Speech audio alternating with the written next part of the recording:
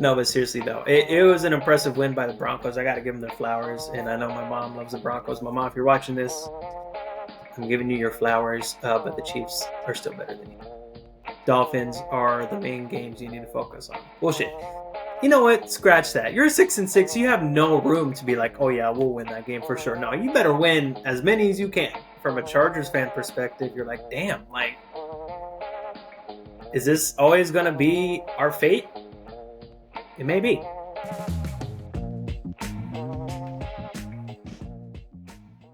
What's going on, everyone? You are listening to the Antonio Chauran Sports Podcast. I'm your host, Antonio Chauran, and man, oh man, we got a lot to get into today. First, I'm going to talk about my reaction to the Chiefs beating the Raiders.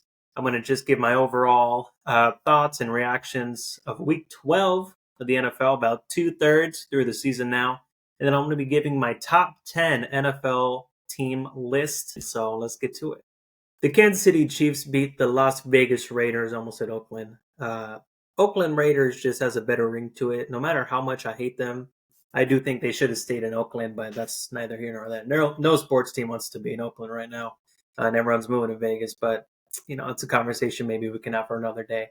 But the Chiefs beat the Raiders 31-17. Obviously, didn't get off to the best start. I guess not as obvious if you didn't watch the game. But for those who didn't get off to the best start, starting to fall in a 14-0 hole there, which wasn't great. Some pretty big splash plays happened that this Chiefs defense hasn't typically allowed so far this season. So that was a little bit disheartening in the beginning, because you're like, oh man, is this defense going to start reverting back to some defenses of old over the past few years? But luckily, we were able to get it together and then proceed to go on a 31-3 run after falling in a 14-0 deficit.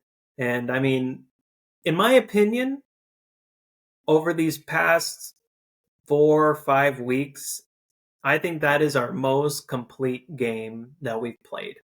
Didn't start off hot, obviously, but we were able to, first off, we were able to score in the second half. That's nice.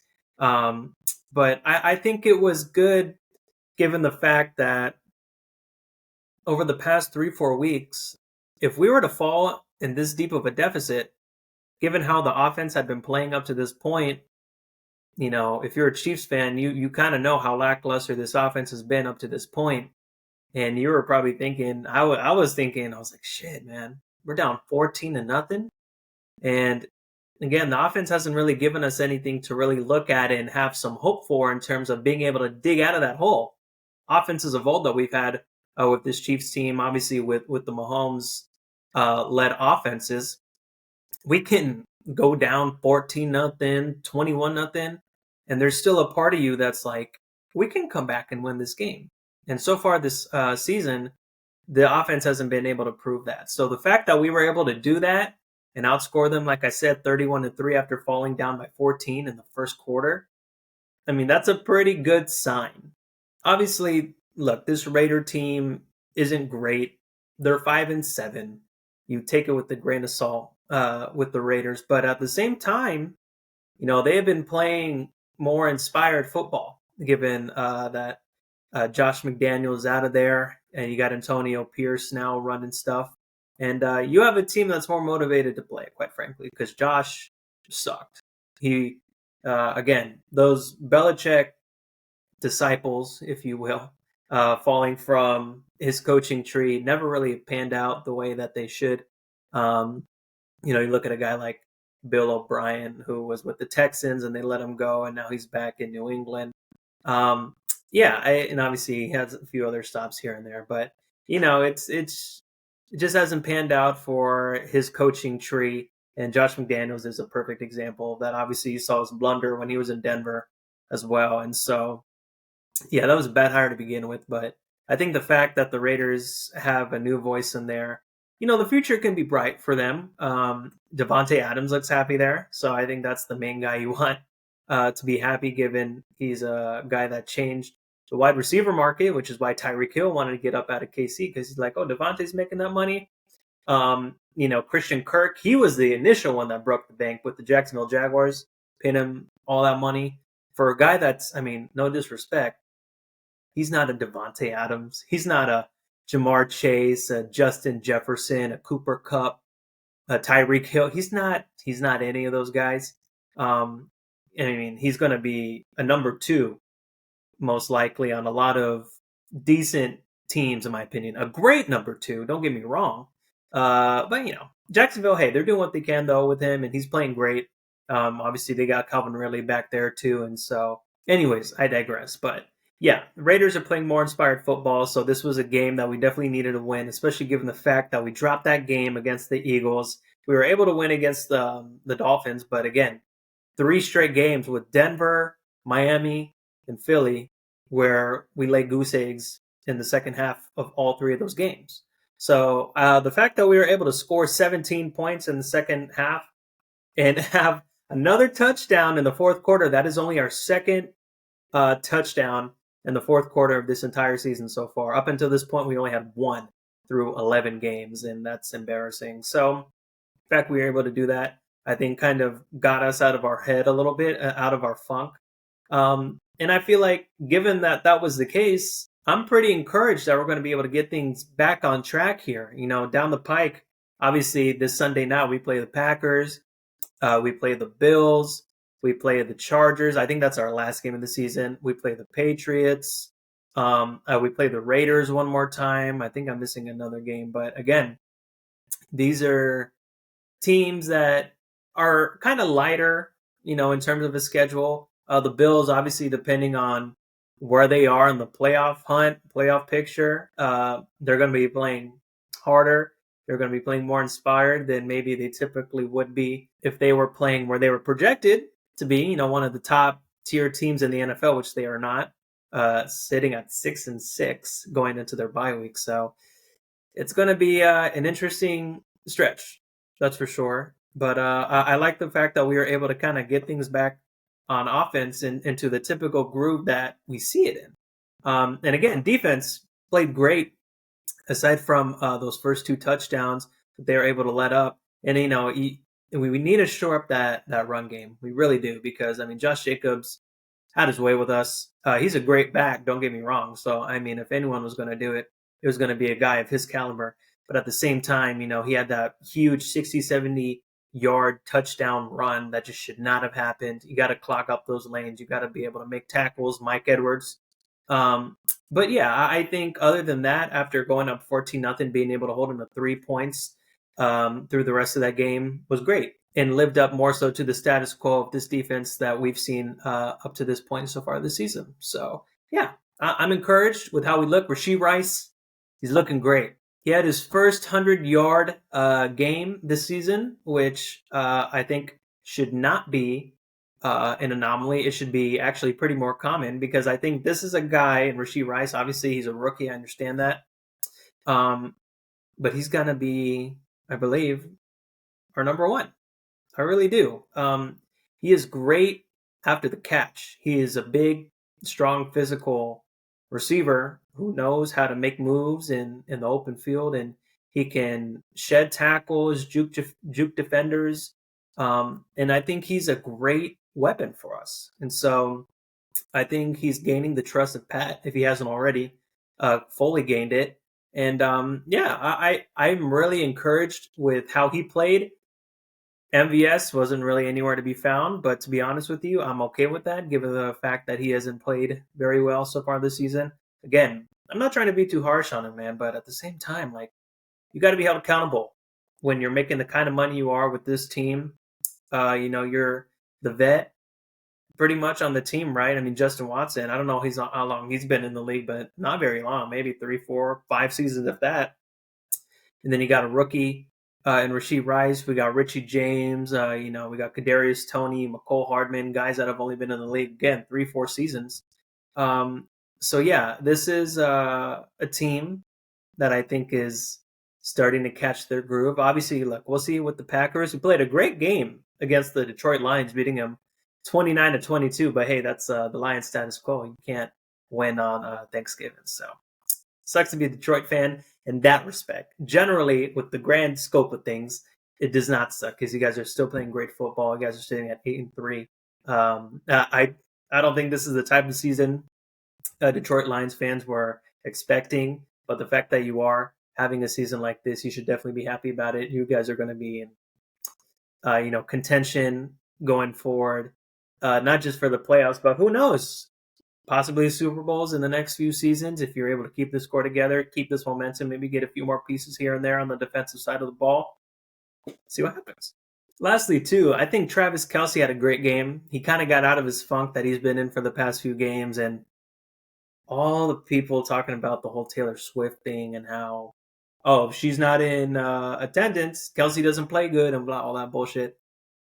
Can we stop with that, please? It's annoying. Obviously, when you're a true Chiefs fan and obviously a true football fan, I like to think you're not going to buy in all that. But, you know, even if you want to hate the Chiefs and you just try to find any little nook you can just to be an asshole, obviously you probably ran with that narrative. But, I mean, he had a game.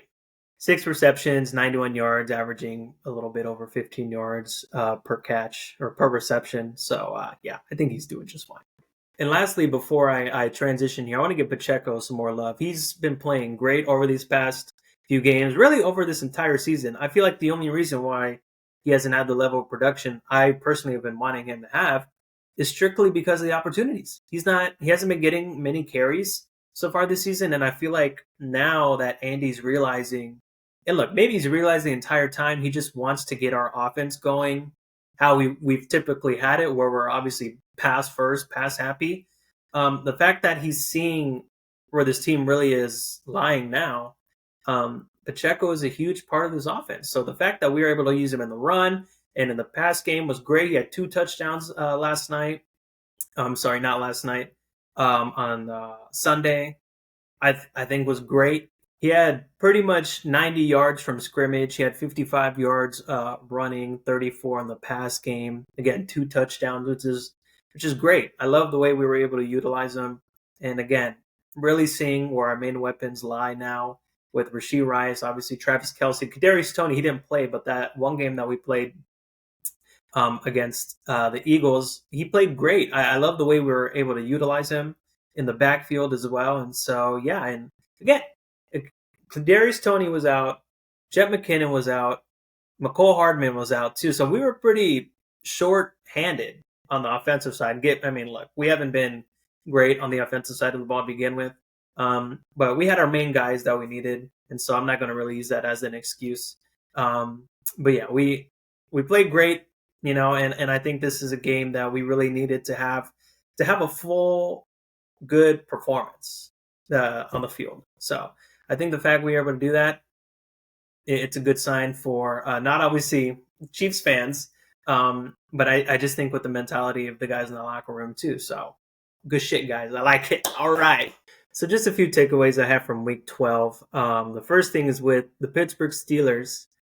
They have their first 400-yard game in, I believe, 58 or 59 straight games, which is essentially the entire tenure of Matt Canada as the offensive coordinator. So I think it's pretty clear what the issue was, and it was that bald man that was on the sideline.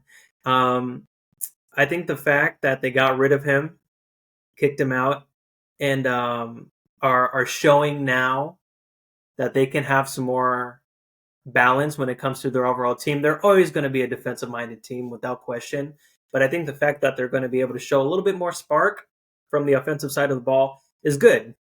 Now, there is a little bit of a caveat with this. You have over 400 yards of total offense, and you put up 16 points against the Joe Burrow-less Cincinnati Bengals. Yeah, you guys need to fix that. Again, I was watching some of the game. I was rooting for the Steelers just for the simple fact that Cincinnati likes to talk a lot of shit, especially to the Chiefs and Chiefs fans. And so, look, I wish no harm when it comes to your players, right? I want your players to be healthy. I would much rather beat your team when you have everyone, on the roster, on the sideline, ready to go, and on the field. You never want to beat a team when they're not at their full strength, because it just kind of takes the wind out of your sails a little bit, right? And it obviously leaves some room open for excuses as to if you lose, why you lose. Um, so I preface this by saying that. But it was no question that I was rooting for the Steelers, especially against the Cincinnati team that's not going to be in the playoffs this season. I don't think that's any secret. But hey, you got your main guy out of there that you wanted out of there in Matt Canada. You can start to get the ball rolling a little bit. So yeah, the future can be bright for the most part for you, Pittsburgh. Second thing I wanted to bring up was the Ravens game against the Chargers. Chargers dropped another close game that they had in their grasp. This is definitely Brandon Staley's last season with the Chargers, without question. I had said on my last show that no matter if it were to be a big loss or a close loss, that this may be Brandon Staley's last game. I mean, hey, it's only Tuesday. This will come out on Wednesday, so who knows? Maybe he'll be fired by midweek this week. But again, that's just tough. And the defense actually had a great game, but you just could not get things going on offense at all. Now, granted, this is a great Ravens defense, right? So you got to add that part, right? But man, you had I can't remember the amount of turnovers. You only had like a handful of turnovers going into that game, and then you have two in one game. You got Austin Eckler fumble, Keenan Allen fumble. Again, really uncharacteristic turnovers for this Chargers team. And with those fumbles, and I think Justin Herbert had another fumble and an interception, that's like 4 turnovers in one game. When up to that point, so far this season, you've been pretty clean. So, not the best night to have 4 turnovers, especially in a game that you definitely could have won. But that's kind of the status quo with Chargers. They are supposed to have winning seasons, and they end up having losing or mediocre seasons. You lose games that you should win. And that's kind of frustrating if you're a Chargers fan. I love it, but from a Chargers fan perspective, you're like, damn, like, is this always going to be our fate? It may be. My last 2 things here, I'll go over them really quickly. Broncos win big against the Browns. They win 29-12 in a pretty dominating win. And now, look, I know the Browns don't have Deshaun Watson, but I mean, their defense going into this game had been a top 5, maybe even top 3 defense up to this point in the season, and the Broncos kind of had their way with them. Again, ripping off 5 straight games, 5 straight wins, starting off 1-5, and now you're sitting at 6-5. You're the Broncos, and all right, Broncos country, let's ride, baby. You know what I'm saying? No, but seriously though, it was an impressive win by the Broncos. I got to give them their flowers, and I know my mom loves the Broncos. My mom, if you're watching this, I'm giving you your flowers, but the Chiefs are still better than you. Looking at the standings, there's a lot of teams that are just like, oh, super tight. It's like a really packed metro car at 7:38 a.m. on a Monday morning, right, or a weekday. If you live in cities where you have to take the metro, you understand that. That'll be me tomorrow. But hey, especially in the AFC, the Broncos can make the playoffs. They really can. You look at a team like Buffalo, which I'll be talking about really quickly after that Eagles loss. That was a crazy game.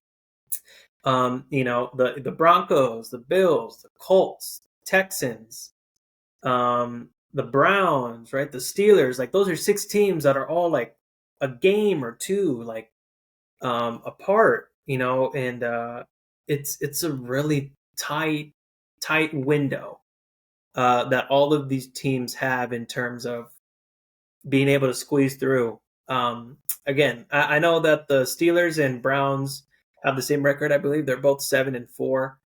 So they have a game above those other teams, 6-win teams like the Colts, the Broncos, now the Bills.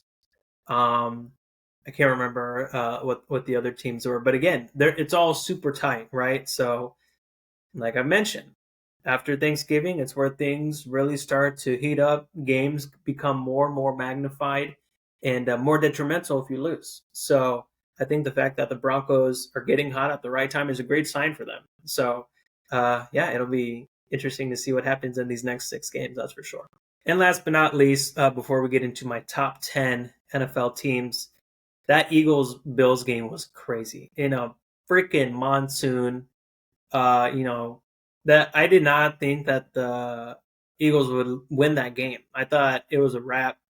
And then Elliott makes a 59-yard field goal in the torrential downpour that they were going through, and freaking nails it.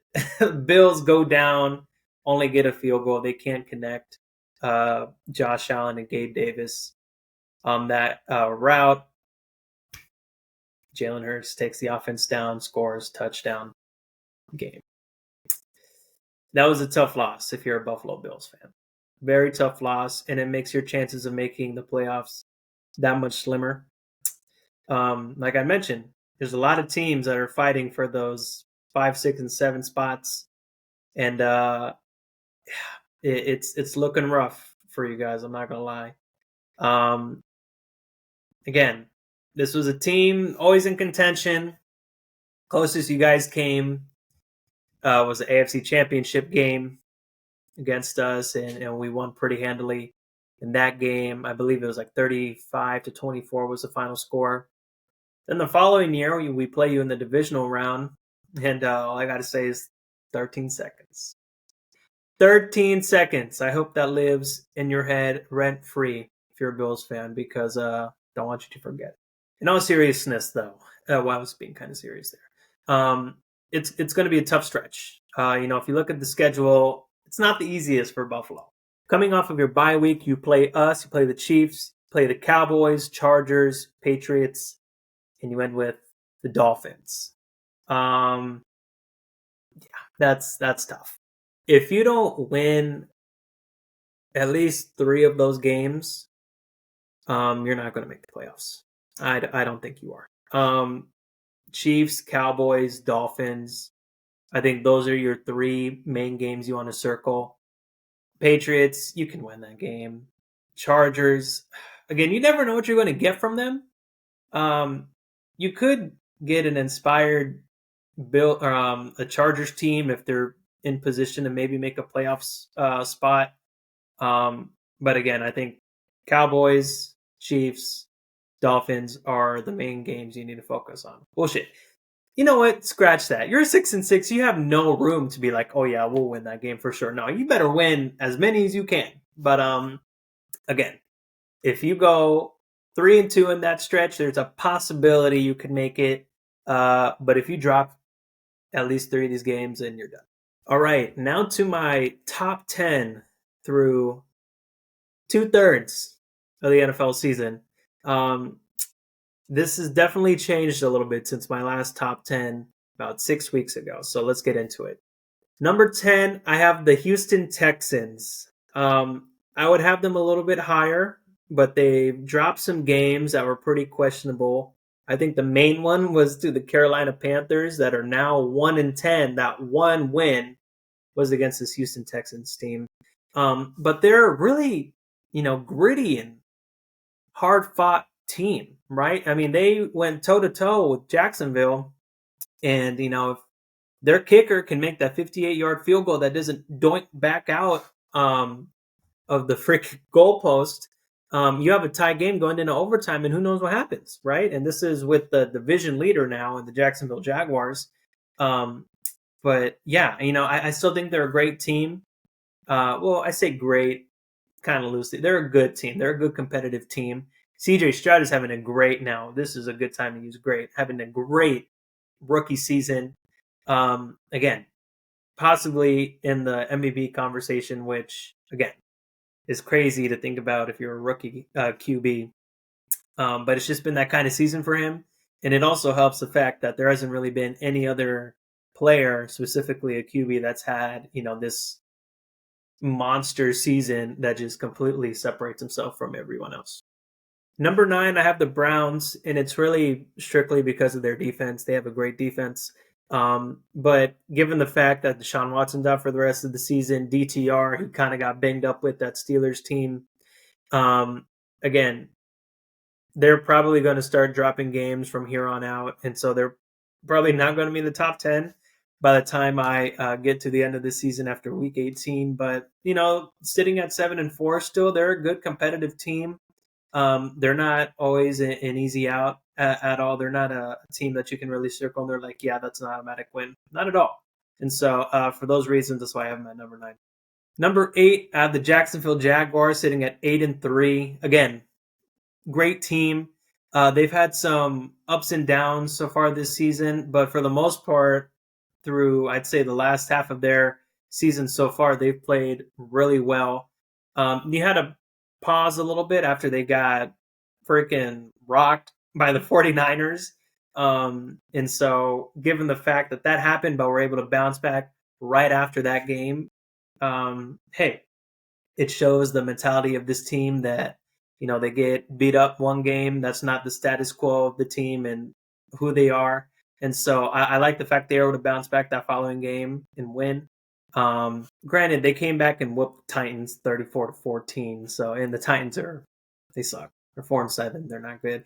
They kept it close against Carolina, so that should say all you need to know. Even though I get it, a win's a win, but still. But yeah, Trevor Lawrence having a pretty decent season so far. And Doug Peterson, he's always going to have his team in contention for sure. And so, yeah, and for those following reasons, I think they're good at a number 8. But teams I have above them, I personally don't think that they're better than. Number 7, I have the Detroit Lions.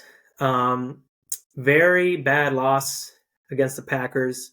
I know they have like this curse or whatever that they cannot win on Thanksgiving, but the fact that the Packers gave it to them the way that they did was a little bit concerning given the fact that this has been a pretty hot Lions team so far this season. Now, look, you're still sitting at 8-3. You've had a great season so far. Good for you guys. But the Eagles, the 49ers, Cowboys, again, we'll see with the Cowboys because they've had a stupid easy schedule their entire season. But what I'll say to that, everyone's like, oh, they're beating up on all these bad teams. There's something to be said about, yes, they are bad teams, but they're still NFL teams. And they're beating them by like 20, 30 points, right? It would be one thing if they're just barely escaping these games, winning by like a possession or maybe 10 points. No, the Cowboys beat the Commanders 45-10, something like that. In the season opener, they beat the Giants 40-0.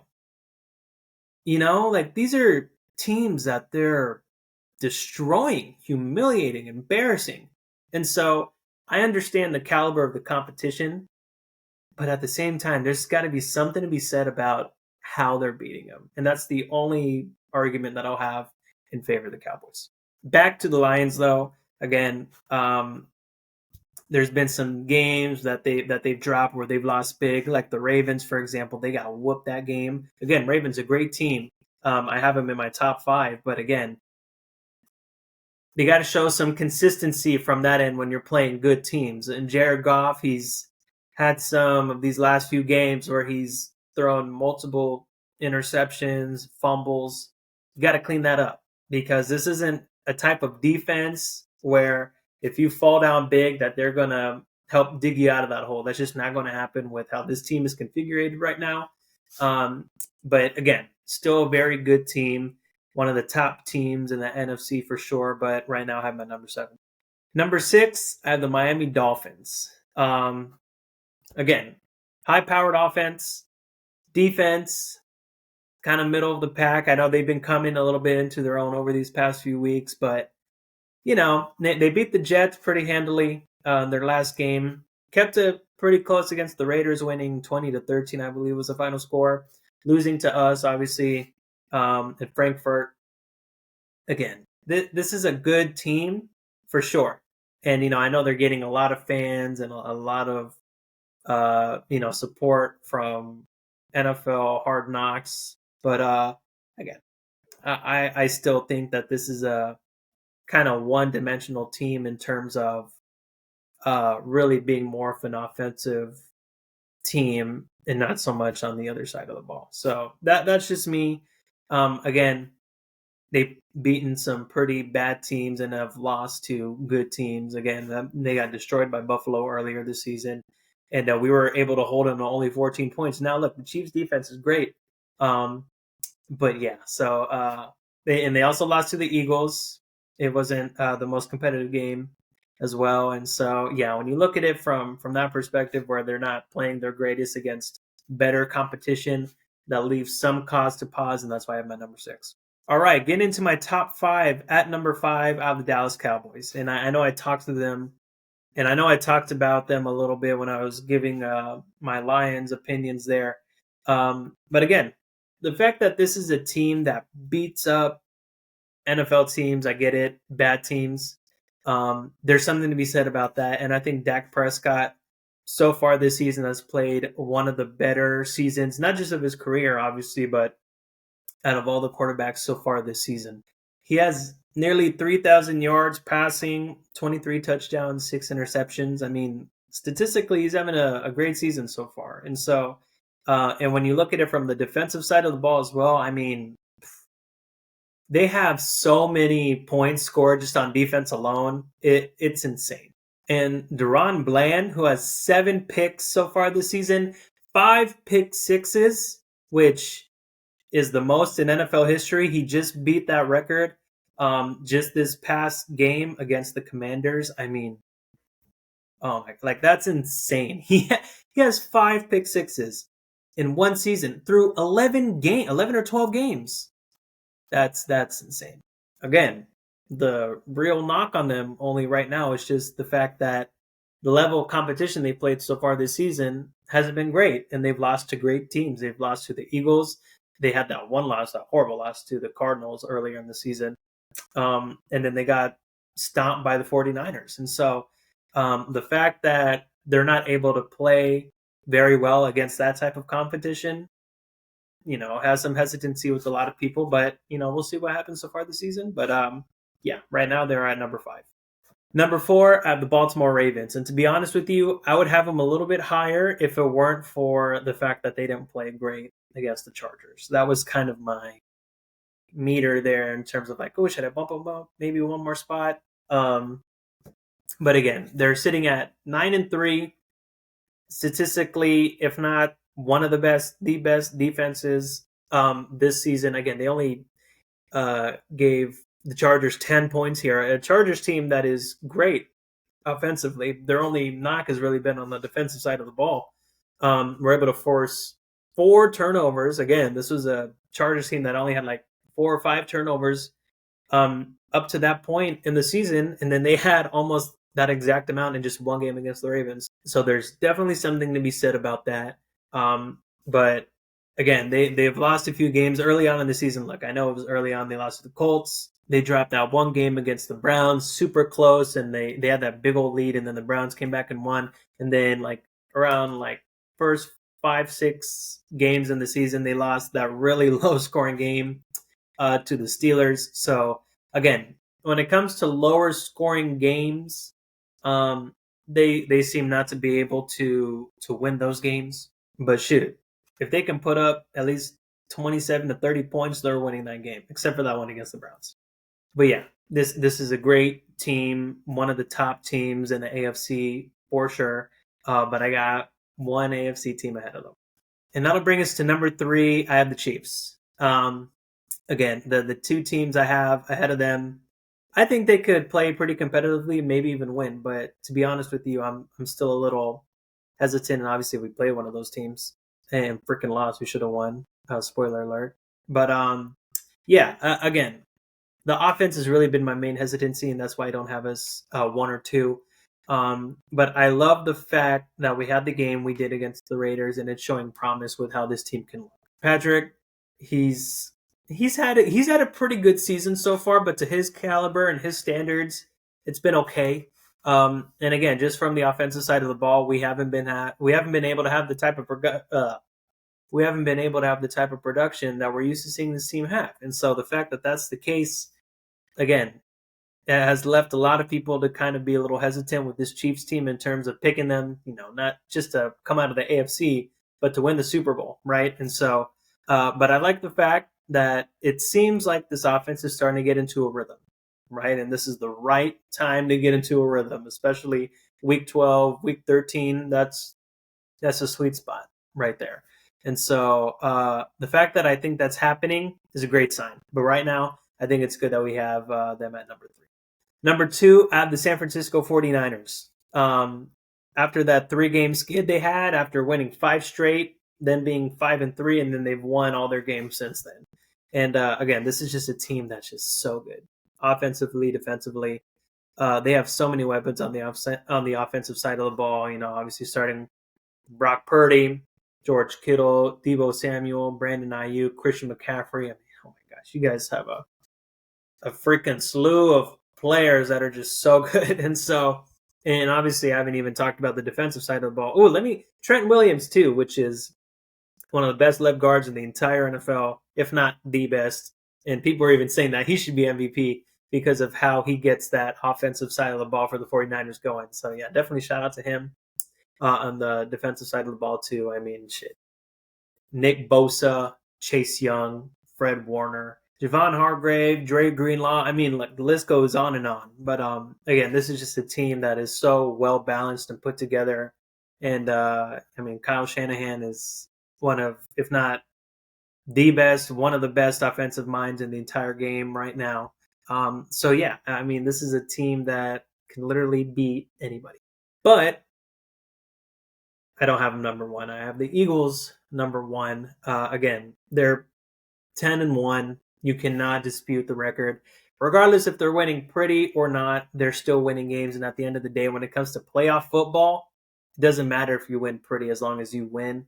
And again, this is a great, great team. Their defense, I will say, I will take the 49ers defense over the Eagles defense right now. But offensively, Jalen Hurts so far, and he's been injured. I know he's had kind of a leg injury so far this season, but he still finds ways to win, man. He really does. They have one of the best O-lines in the entire game.